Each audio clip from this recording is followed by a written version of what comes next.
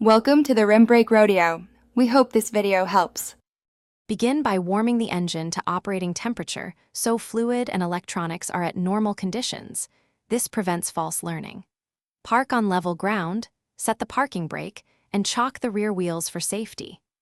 If you plan to disconnect the battery to clear memory, remove the negative terminal and wait 10-15 minutes.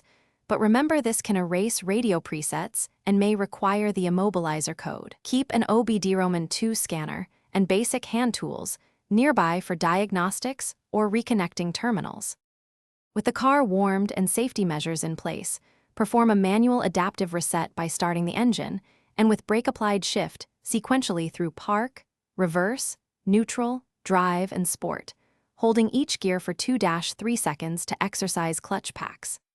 Then drive on a clear stretch using light throttle and varied speeds for 10-15 minutes so the TCM can relearn shift timing and pressure. Include steady runs at 30-50 mph under moderate load to let the transmission adapt to real driving conditions. If available, connect an OBD-ROMAN2 or Honda/Acura scan tool to access the transmission control module and clear adaptive values and stored transmission codes.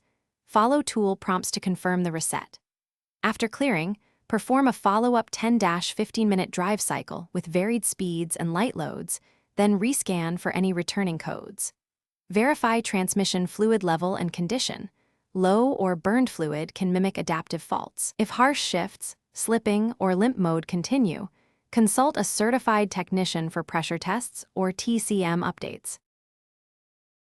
Thanks for watching. Consider subscribing if we helped you.